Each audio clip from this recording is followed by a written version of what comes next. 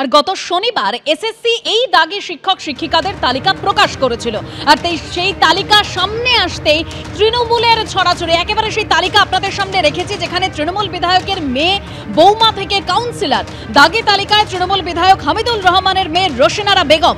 দাগী তালিকায় পানিহাটি তৃণমূল বিধায়কের বৌমার নামও রয়েছে। 1269 নম্বরে নির্মল ঘোষের বৌমা শম্পা ঘোষের নাম রয়েছে।